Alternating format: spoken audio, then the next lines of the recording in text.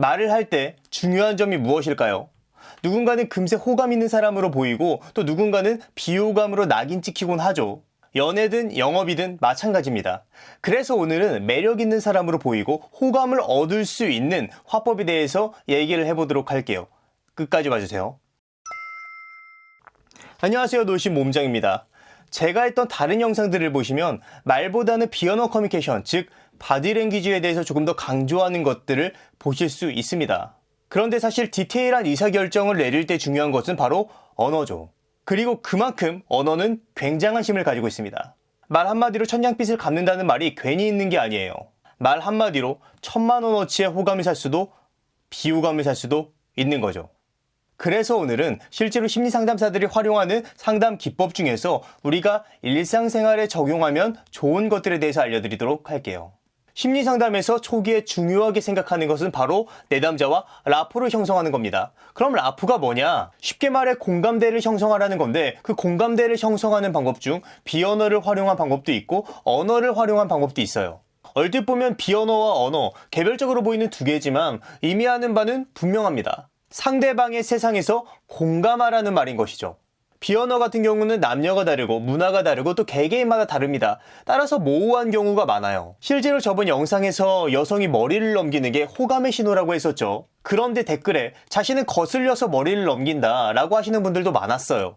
맞아요. 실제로 거슬려서 머리를 넘기기도 합니다. 그렇지만 자신의 머릿결을 강조하고 싶어서 무의식적으로 머리를 넘기기도 한다는 말이죠. 이런 경우는 이렇게 해석하시면 될 것 같아요. 우리는 눈이라는 단어를 하늘에서 내려오는 눈으로 사용하기도 하고 사람의 눈으로도 사용하기도 합니다. 이렇듯이 바디랭귀지도 하나의 바디랭귀지가 하나의 의미만을 가지고 있지는 않다라는 맥락에서 해석하시면 될 것 같습니다. 따라서 바디랭귀지만 보고는 디테일한 판단을 내리는 것에 무리가 있을 수도 있어요. 그렇기 때문에 중요한 것이 바로 대화겠죠. 그렇다면 어떻게 효과적으로 대화를 할 수 있을까요? 제가 바디랭귀지에 대해서 설명할 때는 미러링이라고 해서 상대방의 동작을 비슷하게 따라하면 상대방의 호감을 얻을 수 있다고 말씀드린 적이 있습니다. 실제로 뇌 속에 거울 뉴런이 작동한 결과죠. 언어도 비슷합니다. 아마 많은 분들이 알고 있는 대화 화법 중에서 상대방의 말꼬리를 따라하는 거, 말끝을 따라하는 화법 알고 계시는 분들 생각보다 많을 것 같은데요. NLP의 백트래킹이라는 화법이죠. 그런데 무작정 상대방의 말끝을 따라한다? 악영향을 줄 수도 있습니다.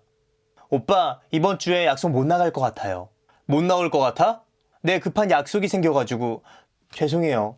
죄송해? 정말 미안해요. 미안해? 왜 그래요? 무서워요. 무서워? 뭐 거의 범죄 스릴러 영화에 해당하는 수준이죠. 사실 약간 우스개로 한 건데 사실 백트래킹 기법은 이것과 좀 많이 다릅니다. 다음에 기회가 되면은 백트래킹 기법에 대해서도 컨텐츠로 만들어서 얘기를 해보도록 할게요. 어쨌든 백트래킹 기법은 계속 따라하면 상대방이 눈치채기도 쉽고 상대방의 말을 이끌어내는 데는 굉장히 큰 도움이 되지만 서로 할 말이 없거나 아직 라포가 형성되지 않은 상황에서는 쓰기 굉장히 어려운 기법이에요. 그렇다면 어떻게 대화하는 게 효과적일까요? 바로 상대방과 주파수를 맞추는 겁니다. 이렇게 말하면 뭐 사람이 통신기기도 아니고 주파수를 어떻게 맞춰? 라고 생각하실 수 있는데 이건 그냥 비유적인 표현이고요. 조금 더 분명하게 말하자면 상대방의 세상에서 대화를 해라 라고 말할 수 있을 것 같아요. 저명한 심리학자 칼 로저스는 내담자와 상담을 할 때 그 내담자가 쓰는 단어를 똑같이 따라 썼다고 합니다. 예를 들어 환자가 my home이라는 단어를 썼으면 칼 로저스도 my home이라는 단어를 써서 대답을 했다는 거죠. 비슷한 단어인 house라는 단어를 써서 대답할 수 있었는데도 말이죠. 혹은 내담자가 child라는 단어를 사용했다면 로저스도 child라는 단어를 사용해서 대답을 했다는 거예요. kid나 toddler 같은 단어를 사용할 수도 있었는데 말이죠. 즉 상대방이 보는 시야에 맞춰서 단어를 사용했다는 말이에요. 우리도 이와 비슷하게 상대방과 주파수를 맞춰서 단어를 사용할 수 있겠죠.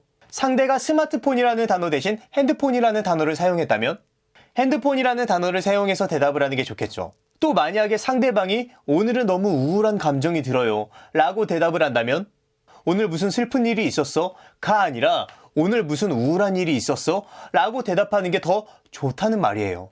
이런 식으로 대답을 해주면 더욱 상대방의 세상에서 밀접하게 소통을 할 수 있겠죠. 영업을 하는 경우에도 마찬가지입니다. 어려운 전문 용어 대신 상대방이 쓰는 단어에 초점을 맞춰서 대화를 한다면 훨씬 더 좋은 효과를 보실 수 있을 거예요. 그렇지만 대부분의 사람들은 대화를 할 때 자신만의 언어를 사용해서 대화를 하곤 합니다. 왜? 자신의 관점으로 세상을 바라보기 때문이에요. 이렇듯 상대방과 라포를 형성하기 위해서는 공감대가 형성이 되어야 되고, 공감대를 형성하기 위해서는 조금씩 서로 맞춰나가는, 주파수를 맞춰나가는 작업이 필요합니다. 사실 그러려면 굉장히 많은 시간이 필요하잖아요. 그래서 사실 제가 알려준 방법은 일종의 치트키예요. 적은 시간을 들여서 상대방과 주파수를 맞추는 작업, 단어, 몸짓, 그리고 말의 템포까지 말이죠. 그렇게 대화를 하다 보면 어느샌가 상대방이 업무적인 내용이나 피상적인 내용이 아닌 자기 사생활에 대해서 얘기를 하고 있는 것을 여러분들이 눈치채실 수 있을 겁니다. 그리고 그러한 모습을 발견했다면 그 의미는 여러분들에게 신뢰를 가지고 있고 호감을 느끼고 있다는 뜻으로 보셔도 무방할 겁니다. 이러한 내용은 비단 연애나 영어뿐만 아니라 다양한 인간관계에서도 활용할 수 있는 화법이니까 반드시 오늘부터 사용해 보도록 하세요. 그럼 오늘의 심리학은 여기까지 하도록 하겠습니다. 영상이 도움이 되셨다면 구독과 알람 설정 버튼 한 번씩 눌러주세요. 그럼 다음에 다시 봐요. 안녕.